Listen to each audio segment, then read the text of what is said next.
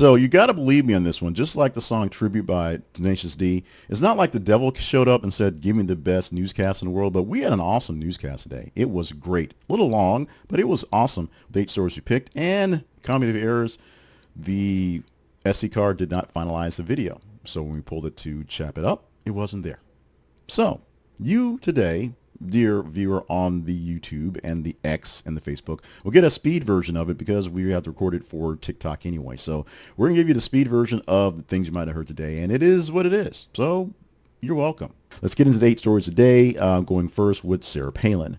Sarah Palin. She is now done with court, at least at the moment, as New York Times has found not liable in their case against Sarah Palin. The 2017 case that she brought against the Times was a piece based on an editorial piece that erroneously linked her political action committee to a mass shooting in Gabby Guilford's congresswoman at the Times district. It was false. It was bad. The Times actually released correction within 14 hours and said that they were wrong about this, and there was no finding of actual malice in the case.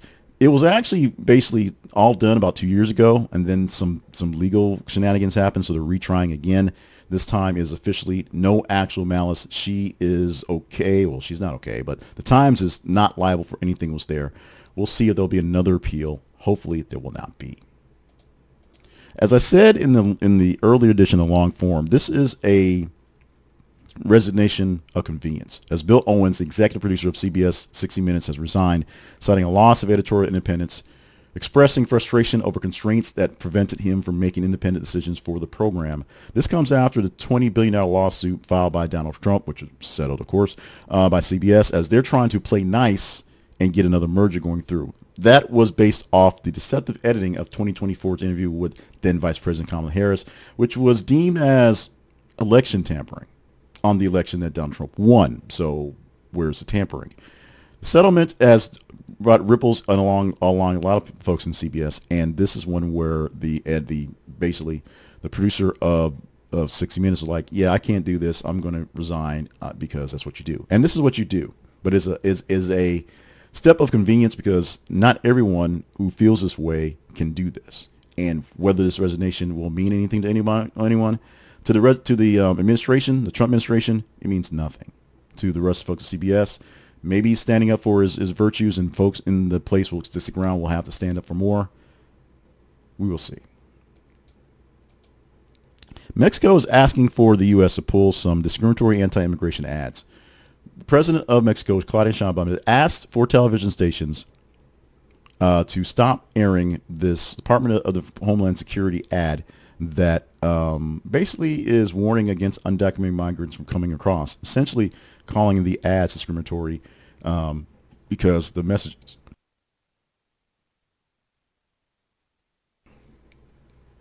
Actually, the message is pretty simple. If you come here, you'll be arrested, you'll be hunted, you'll be bad. And so Sheinbaum says that's propaganda. It's discriminatory. It's not very nice. And so in the process, she's asking to take those ads down. She's saying she might actually bring back an amendment to limit the ads from foreign buys. She says tourism stuff is great. It's these things here that are the problem. We snuck in 2 stories in this one. We didn't really explain it before. We snuck in 2 stories. There's 2 links in the reply for this one, for Marjorie Taylor Greene and for Megyn Kelly, as they both criticized the Pope posthumously, which I always say posthumously, and this time it might be posthumously just from the actual words that they said. Marjorie Taylor Greene said that evil is being defeated by God, not necessarily saying Pope Francis is the evil, but basically posting it pretty much hours after his death. And of course, Megyn Kelly is blasting the Pope for being too liberal and woke, if you will. Taylor Greene was once a Catholic in 2011. She officially left. She's evangelical, and she's just saying that, you know, he loves the immigrants, he loves the pedophiles, all those things like that. And of course, same thing said by Megyn Kelly. And Megyn Kelly hates everybody. So these are 2 people who've gotten some words out and some backlash coming from Catholic groups and the public saying, of all the people to blast, even if you don't like his policies, let the man die in peace.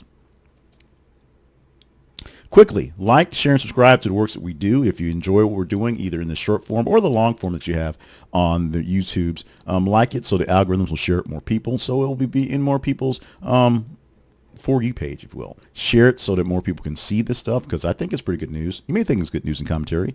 Let more people go over that one, and subscribe so it shows up in your For Your feed. I say that 3 times fast. Or in whatever form you want to see it in.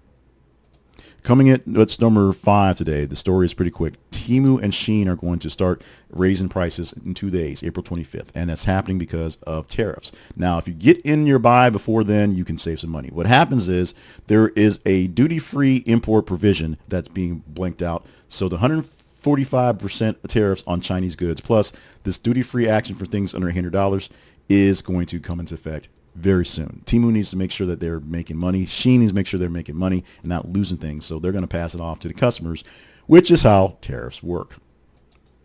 A new report, which you should click the link for to understand deeper on what's going on, shows that nearly half of teens report negative impact of social media on mental health. That's about 48% of teens say that social media is bad for you, and 32% are essentially backing away from using it as much because they know how bad it is. The problem is 14% of the same teens are asked about this question say it's not their problem. They're not the problem. It's everybody else who's the problem, which is where the problem actually lies.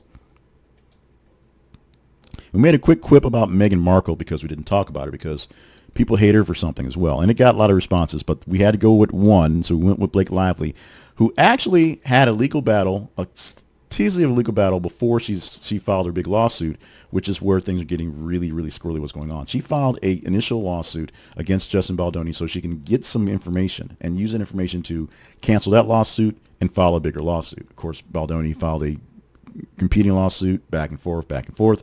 This whole thing starts going to trial next year, 2026, when the first time we'll see this thing go to trial. So we have way more time to just stick around in the tea world instead of digging around in the actual legal world. But when we get to legal world, oh, trust me, it's going to be a thing. Scientists discover a brand new color. They call it Olo, and you can only see it through retinal stimulation. Now, it's a blue-green mix that only be seen with lasers poked in your eyes. Only 5 people actually saw it. It's impossible to see with the regular human eye, so you have to be kind of hyped up to do that. Now, this isn't so much a great news for Crayola for the new Olo color, but this is great news for people who are actually colorblind, because it means using this technology called using the Oz, the machine is what they call it, because of the greenish that it helps people see because of Wizard of Oz. It may help people who are actually colorblind see more spectrum of colors. We will see how that works out going forward. And this was a speed version of things you might have heard for this Wednesday, April 23rd, 2025. I'm Jake Cleveland Payne. Hopefully tomorrow we'll have everything in place so we can do the full version, so we can get all the commentary that you usually get. Plus, I can have something for hot takes. I'll have to record some to make things happen as time allots. We'll do what we can to get things recorded. But thank you so much for indulging in this one.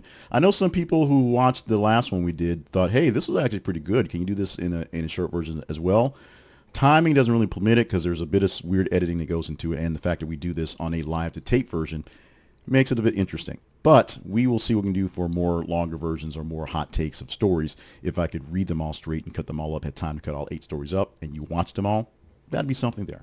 So you engage with me and tell me what to do for more either shorter versions of things you might have heard. Maybe the long version is not what you want, but there's less commentary, or more of the hot takes in your feed. By the way, make sure you're staying limber and hydrated and on task for all the grand things you're here to do.